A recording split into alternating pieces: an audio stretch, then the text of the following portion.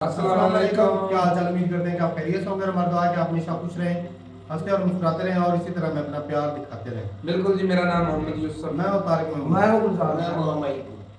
तो आज हम जिस वीडियो पर रिएक्ट कर रहे हैं, वीडियो का टाइटल है पाकिस्तान भारत हाफिज सईद अननोन किलर। और जो रौनक की वीडियो में देखते हैं, वीडियो अपना बयान कर देंगे। बाकी टाइटल रहते हैं हिंदी में। फॉलो करते हैं 3 2 1 वीडियो स्टार्ट। दोस्तों 13 दिसंबर 2001 को भारत की संसद पर हमला हुआ। हमला करवाने के पीछे पाकिस्तान का हाथ था। हमले के बाद कई दिनों तक भारत और पाकिस्तान की आर्मी बॉर्डर पर आमने सामने रही। हर बार की तरह पाकिस्तान की यही धौंस थी कि अगर भारत ने हम पर हमला किया तो हम भारत पर न्यूक्लियर बम छोड़ देंगे। न्यूक्लियर बम की धौंस के चलते भारत को हर बार पीछे हटना पड़ जाता था। पाकिस्तान भी भारत का ये डर समझ गया। इसके बाद 2001 से लेकर 2008 के मुंबई हमलों के बाद तक उसने देश के कई शहरों में टेररिस्ट अटैक की झड़ी लगा दी। 2002 में गुजरात के अक्षरधाम मंदिर के हमले में कई लोग मारे गए।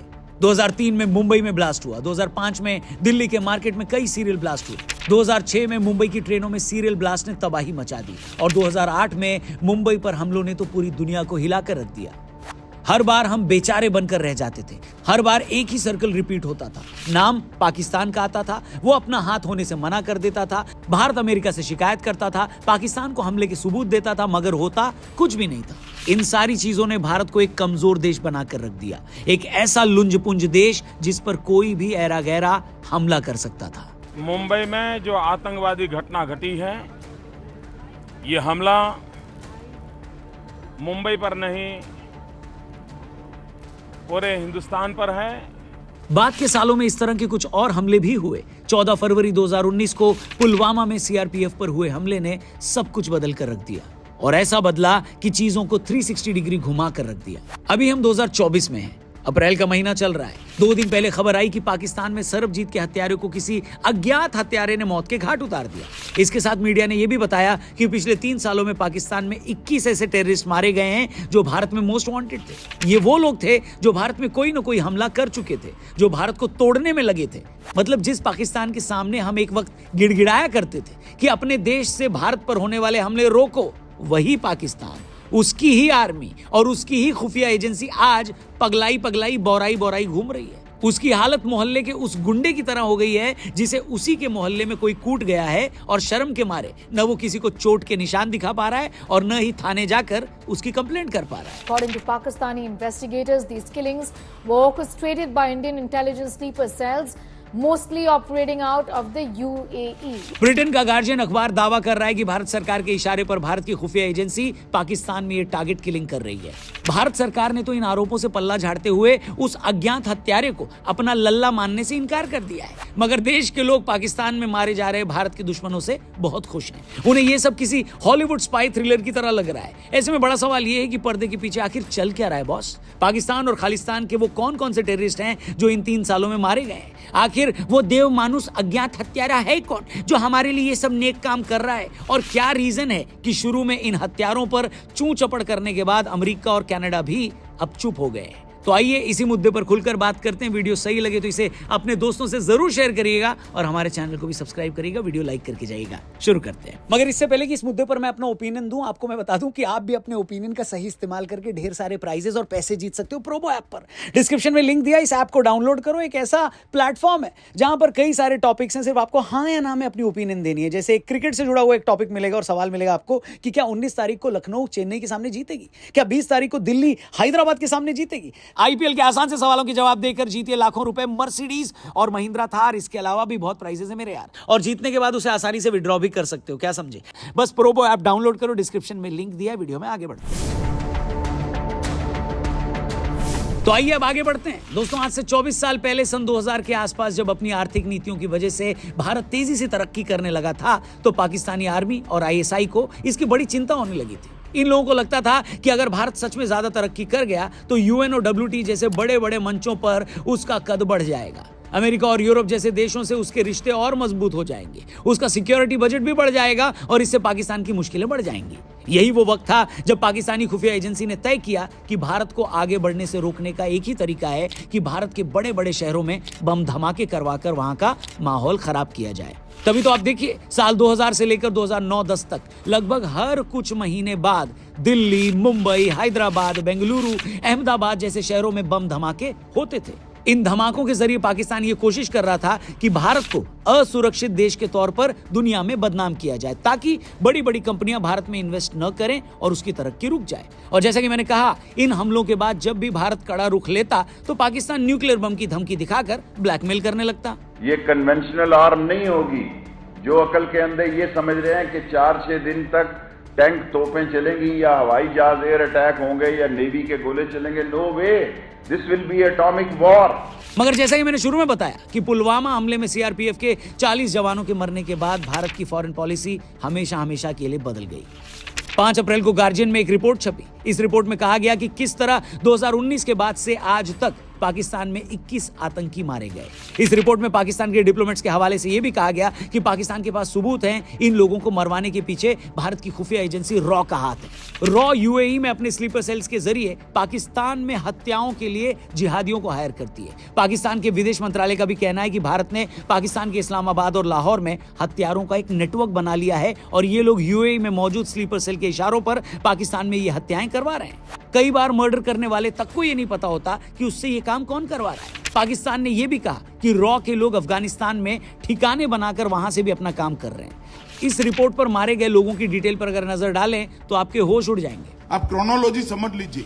14 अप्रैल को खबर आई कि पाकिस्तान के लाहौर में आमिर सरफराज नाम का एक लश्कर का आतंकी मारा गया। आमिर सरफराज वही शख्स था जिसने आज से तकरीबन 10 साल पहले पाकिस्तान की जेल में बंद भारतीय कैदी सरबजीत सिंह की हत्या कर दी थी।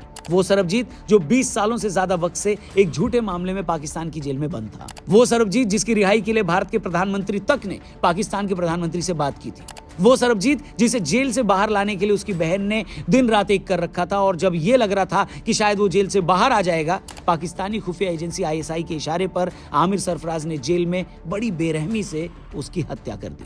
फिर ऐसा लगा कि शायद सरबजीत के परिवार वालों को कभी इंसाफ नहीं मिल पाएगा, मगर जैसा कि कहते हैं कि ऊपर वाले के घर देर है अंधेर नहीं। 14 तारीख की शाम जब सरफराज अपने भाई के साथ घर पर था तभी उसके घर पर डोरबेल बजती है। जैसे ही वो दरवाजा खोलने आता है तभी वो अज्ञात हमलावर गोली मारकर उसके लिए जहन्नुम का दरवाजा खोल देता है। मोटरसाइकिल पर आए हमलावर उसे भैंसे के पीछे रस्सी से बांधकर दूसरी दुनिया में विदा कर देते हैं। इससे पहले पिछले साल नवंबर में पाकिस्तान के कराची में धार्मिक नेता मौलाना रहीमुल्लाह की भी औरंगी टाउन इलाके में अज्ञात लोगों ने गोली मारकर हत्या कर दी।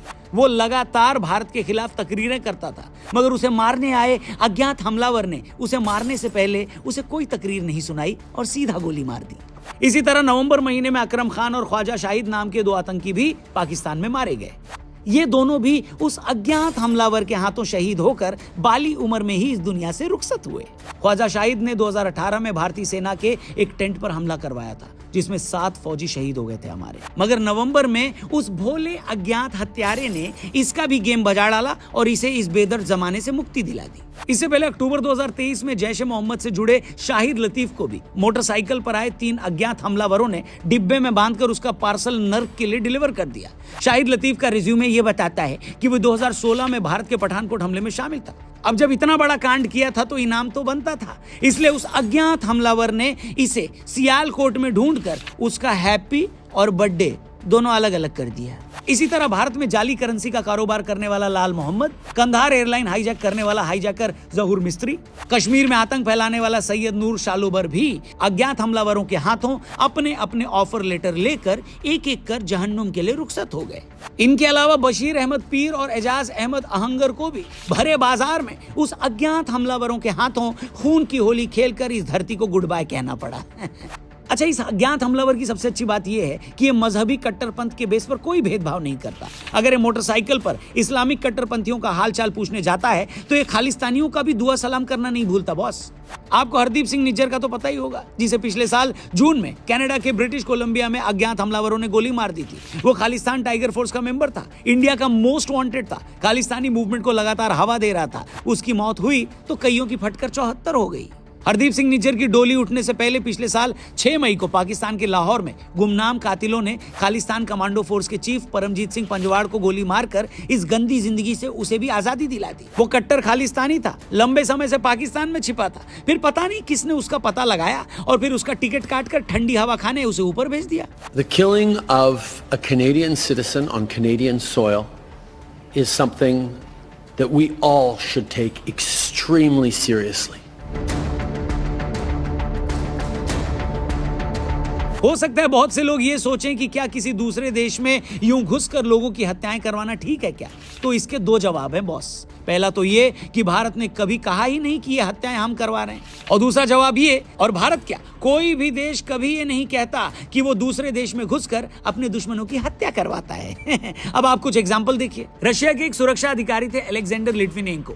लिट्विनेंको बाद में भागकर ब्रिटेन चले गए और वहां जाकर वो रूसी सरकार को काफी क्रिटिसाइज करने लगे। धीरे धीरे रूसी सरकार को वो अपने लिए खतरा लगने लगे। फिर साल 2006 में वो एक दिन अचानक बीमार पड़ गए और फिर उनकी मौत हो गई। ब्रिटिश सरकार ने जांच कराई तो पता लगा कि रूस के 2 एजेंटों ने लिट्विनेंको को रेडियो एक्टिव पोलोनियम 210 देकर उनकी हत्या कर दी थी। मगर यह हत्या इतने गुपचुप तरीके से की गई और ऐसे की गई कि लंबे टाइम तक तो ये पता भी नहीं चला कि लिट्विनेंको की मौत हुई कैसे। यहां हम ये नहीं कह रहे हैं कि अपने ही फॉर्मर सुरक्षा अधिकारी को मरवाना ठीक था या गलत। हम बस ये बता रहे हैं कि अगर सरकारों को अपने ही लोग अपनी सिक्योरिटी के लिए थ्रेट लगने लगते हैं तो वो दूसरे देशों में घुसकर उनकी जान तक ले लेती है। तो यहां तो दूसरे देश के नागरिक को मरवाना तो आम बात है। इसी तरह इजराइल ने म्यूनिक ओलंपिक में इजरायली खिलाड़ियों की हत्या में शामिल फिलिस्तीन के एक आतंकी को दुनिया के कोने कोने में ढूंढकर मार डाला था। अभी कुछ दिन पहले इजराइल ने सीरिया में ईरान के अधिकारी की हत्या कर दी थी क्योंकि उसे शक था कि वो अधिकारी इजराइल को नुकसान पहुंचा सकता था। और अमेरिका ने किस तरह 9/11 का बदला लेने के लिए अफगानिस्तान में घुसकर पहले अलकायदा के आतंकियों को तबाह किया और उसके बाद रात के अंधेरे में कैसे ओसामा बिन लादेन को पाकिस्तान के एबटाबाद में मार डाला, ये भी पूरी दुनिया ने देखा। Good evening. Tonight, I can report to the American people and to the world that the United States has conducted an operation that killed Osama bin Laden, the leader of Al-Qaeda. मतलब साफ है boss, दुनिया के किसी भी गैरतमंद देश के लिए सबसे ऊपर होती है अपने नागरिकों की सुरक्षा, अपने देश की सोवरेनिटी। और अगर उसे उस पर खतरा लगता है कि कोई उसे नुकसान पहुंचा सकता है तो वो किसी भी हद तक जाकर अपने देश और अपने देश के नागरिकों की रक्षा करता है और उसे करना चाहिए। बाकी हम ये नहीं कह रहे हेलो कि पाकिस्तान में पिछले 3 साल में जो 20 आतंकी मारे गए हैं उन्हें हमारी सरकार ने मरवाए ना, हम ऐसा बिल्कुल नहीं कह रहे। हम बस ये कह रहे हैं कि आप इतने भी नासमझ नहीं हैं कि हमारे कुछ बोलने पर ही आपको समझ में आ जाएगा।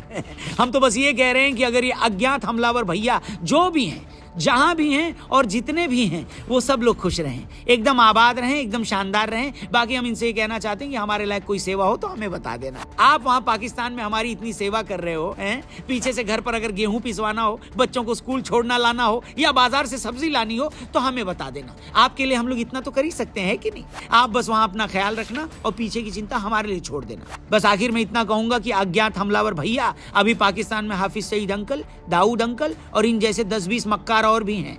अब जब हमारी इतनी सेवा आप लोगों ने ऑलरेडी कर ही डाली है तो थोड़ी बहुत सेवा पानी इनकी भी कर देना। कसम से अगर किसी दिन ये पढ़ लिया ना कि पाकिस्तान में किसी अज्ञात हमलावर ने दाऊद को गोली मार दी तो कसम से खुशी के मारे मेरी आवाज बंद हो जानी है भाई साहब। बाकी मेरी तरह अगर आप भी इस अज्ञात हमलावर भैया को कुछ कहना चाहते हो तो कमेंट बॉक्स में हमने कोई ताला नहीं लगाया है, वो अभी भी खुला है। कमेंट करके अंकल को कुछ तो बोल दो, कुछ अच्छा सा लिख डालो भाई साहब। बाकी जाने से पहले एक बार फिर से याद दिला दूं, अलग अलग टॉपिक्स पर सिर्फ हाँ या ना में अपनी ओपिनियन देकर ढेरों प्राइजेस जीतना चाहते हो, पैसे जीतना चाहते हो तो प्रोबो ऐप अभी डाउनलोड करो। डिस्क्रिप्शन में लिंक दिया है, उस पर क्लिक करके डाउनलोड करोगे तो आपको 25 रुपए का वेलकम बोनस भी मिलेगा और कई सारे सवाल मिलेंगे जिसमें हाँ या ना में आप अपना ओपिनियन देकर बहुत सारे प्राइजेस जीत सकते हो। बाकी वीडियो कैसी लगी हमें बताइएगा, लाइक इसे जरूर करिएगा और पसंद आई हो तो और भी लोगों तक पहुंचाइएगा, शेयर करिएगा, दोस्तों तक पहुंचाइएगा, वो भी मजे लें, है कि नहीं। बाकी चैनल को भी जरूर सब्सक्राइब करना। Thank you for watching. जल्दी मिलते हैं एक और जबरदस्त वीडियो के साथ। यहीं पर अपना ख्याल रखिए। जय हिंद, जय भारत। खत्म हो गई। ये जो नाम लोग अफराद है ना भाई, जो कर रहे हैं अच्छा काम कर रहे हैं, इतनी स्पाई के साथ करते हैं कि सबूत भी कोई नहीं छोड़ते। भाई जब डॉलर मिलते हैं सबूत कैसे छोड़ेंगे, नामी करानी आप रही मुझे बात नहीं अपनी भाई आप नहीं समझ रहे, मैं तो ये बता रहा हूँ सच है। सही कह रहा है भाई। डॉलर मिलते हैं किसी के लिए काम करने हमारी फितरत है, हम ऐसे काम करते हैं हमारी सबूत में कोई चाह तक गलती में ढूंढ सकती है। हाँ उनको पता होगा जिन्होंने डॉलर दे टारगेट दिया, उनको तो पता होना ही है, उनके साथ जिनका मिशन है। लेकिन है अच्छा होगा जो तो दिन खत्म होगा, जो ऐसे बंदों को मार रहे हैं एक बार जाके जाके बता लो, दाऊद इब्राहिम को कोई भी नहीं पकड़ेगा क्योंकि वो पाकिस्तान में रहते ही नहीं। कहीं भी रहता होगा भाई पकड़ लेंगे। वो आया जरूर था 2018 में पाकिस्तान में, इमरान खान की हुकूमत थी, आपको याद होगा। कितना बाबा है। लेकिन अब वो दुबई में रहता है, ज्यादातर दुबई और कतर में पाया जाता है। वो जिधर ज्यादातर गाँव में है भाई, ये अक्सर गाँवों का दुबई में होता है। ये कनाडा से तो नजदीक ही है ना।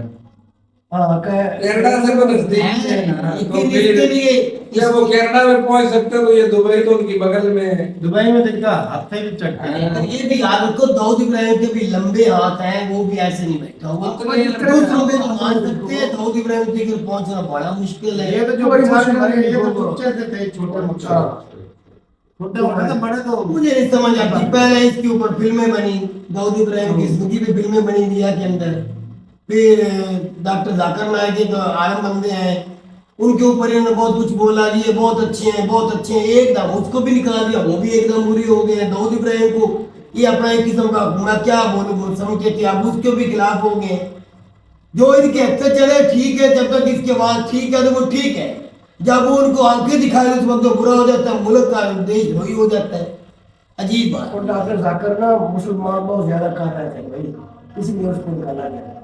अच्छा भाई, बाकी बात करें हाफिज सईद की, वो तो ऐसा ही पहले हर साल उसकी मौत की खबर निकल आती, उसको जी जहर दे दिया गया, वो मरने वाला है। कोई भी उसको नहीं मारना, कभी किसी ने जहर पिछले दिनों हमने तो उसको वैसे वो था। वैसे अभी तक वो इतना काबिल है कि वो चल सकता है। बीमार है भाई, वो पहले वाली बात नहीं रही, चल सकता है, लेकिन वो हरकत करना नाबाद भाई हमने वीडियो बनाई थी, बहुत के करीब खुदा को गया प्यारा हो गया क्या है, हो गया? खुदा को प्यारा हो गया। हमने तो नहीं अभी जिंदा है भाई, ना तो जिंदा है। मैं पक्की बात बता रहा हूँ, अभी तक हाफिज सईद का दोस्त है और जिंदा है, ठीक से खाता पीता है, बातें करता है, अपना जो भी उसका काम है उसके साथ वीडियो अच्छे से कर रहा है। हाँ कोई बीमार है भाई, वीडियो देखिए, खबर देखिए तुम। खबर नहीं देखी, मेरे दोस्त है, यहाँ पढ़ते थे ना, कोई याद है भाई? बैठ जाए भाई अभी तक मैं कसम नहीं उठाना चाहता, अभी तक उनकी हर रोज बातचीत होती है उसके साथ। ऐसे ही तो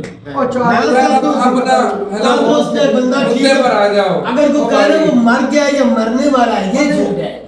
अच्छा जो भी है जिस हाल में बिल्कुल, मैंने कहा था वो बीच में बहुत कमजोर हो गए थे, 4 पाई पे थे, और हमारे मीडिया के ऊपर भी आया था कि हाफिज सईद साहब जो बहुत कमजोर पड़ गए हैं जी, डॉक्टरों ने कहा है कि जवाब दे दिया ऐसे कह दिए।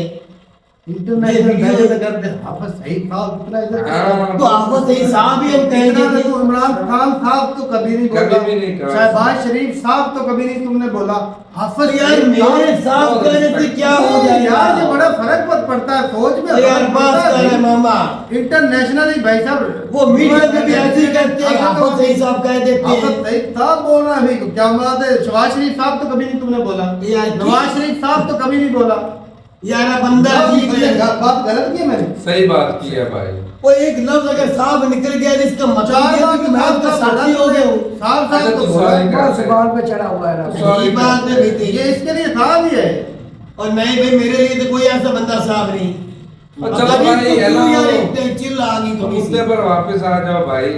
बाकी में ये नामालूम अफराद की बात हो रही है ना, वो जो कर रहे हैं अच्छा कर रहे हैं। ये भाई साहब बहुत बढ़िया कर रहे जब हैं। ये आतंकी उनके कंट्री में घुसकर वहां कांड करते थे, तब ये नामालूम अफराद कहाँ थे भाई? सवाल तो बनता है ना, बात करनी जरूर है। उस वक्त उधर होता था, अब उधर इधर हो रहा है, अब उधर से इधर हो रहा है, यानी कि दोनों कंट्रियों की मिली भगत है।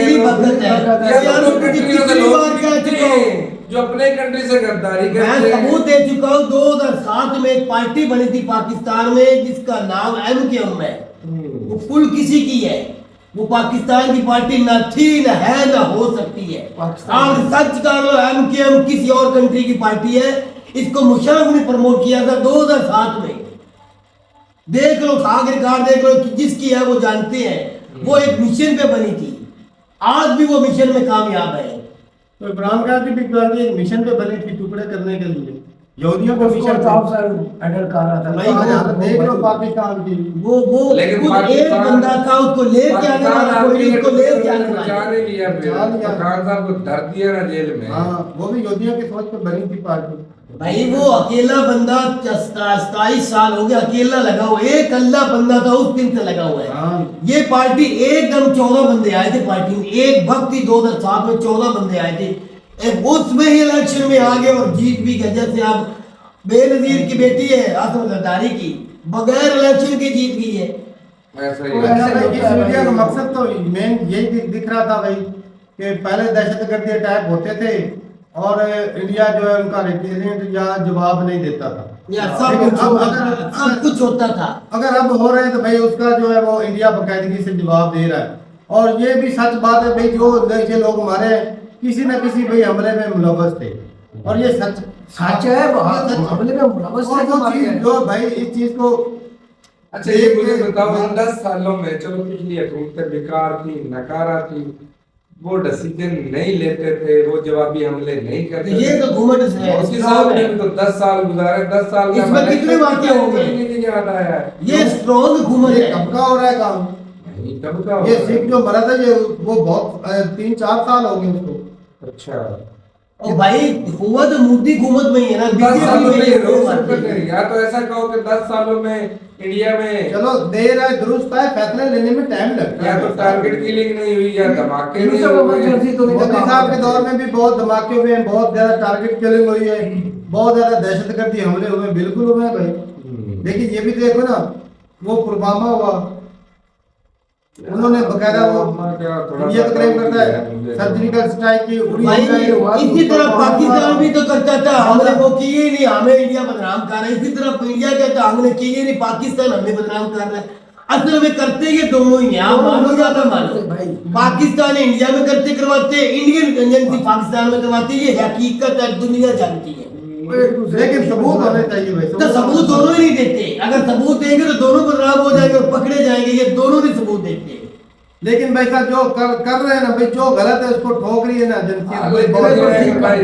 लेकिन एक यहाँ पर एक चीज मैं रिक्वेस्ट करना चाहता हूँ कि ये पत्ते हिलाने से कुछ नहीं होने वाला। जी जड़ उखाड़े यहाँ पे वो जो तने जो है दरख्त के तने हैं उनको ही उखाड़ना पड़ेगा। ये 2 पत्ते उखाड़ लीजिए और ये मरे 2-4 और आ जाएगा।